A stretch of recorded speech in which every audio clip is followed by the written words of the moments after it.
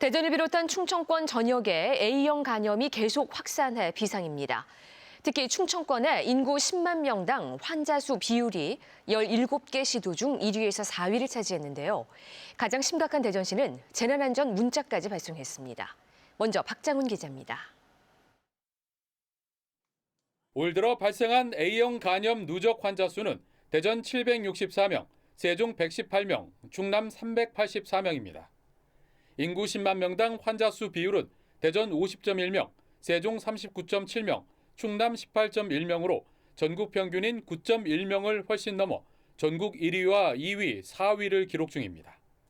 특히 대전은 월별 신규 환자 수가 지난 1월 64명에서 지난달에는 227명으로 늘고 이달에도 94명으로 압도적입니다.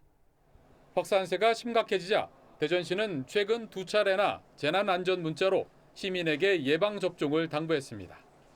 첫 문자 발송 뒤 9일 만에 예방접종자가 7,000명을 넘어서 지난 넉 달간 예방접종자 6,300여 명보다 많았습니다.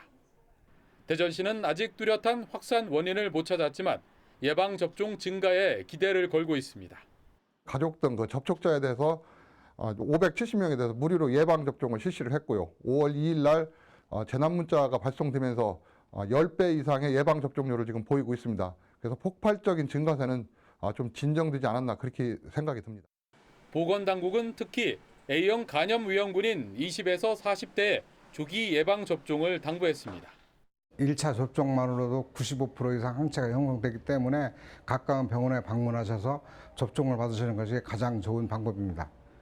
또 A형 간염은 오염된 물과 음식물로 전파되는 만큼 수시로 손을 깨끗이 씻고 날 음식 섭취를 자제하는 한편 술잔 등을 돌리지 말 것을 당부했습니다. KBS 뉴스 박장훈입니다. 이 밖에도 대전에서는 최근 홍역 확산으로 그야말로 홍역을 치르기도 했는데요. 이에 따라 신속한 감염병 대처를 위해서도 공공의료기관인 대전의료원 건립이 시급하다는 목소리가 커지고 있습니다. 이정훈 기자가 보도합니다. 2015년 메르스 사태 때 대전시에선 27명이 감염되고 12명이 숨져 서울 다음으로 피해가 컸습니다. 다른 지역은 지방의료원이 컨트롤타워 역할을 하며 감염자를 조기 선별해 치료했지만 지방의료원이 없는 대전은 큰 혼란을 겪었습니다. 최근 민간 아동병원에서 촉발된 홍역 집단 발병 때도 초기 대응 실패로 감염이 확산되면서 지방의료원의 필요성이 거듭 제기됐습니다. 실제 대전은 병원급 이상 의료기관과 병상 수가 특강역시 가운데 가장 적고 응급의료 가능 병원도 부족해 의료 적시성이 전국 꼴찌 수준입니다. 대전이 유독 감염병에 취약한 데는 이런 구조적인 원인도 한몫하고 있습니다.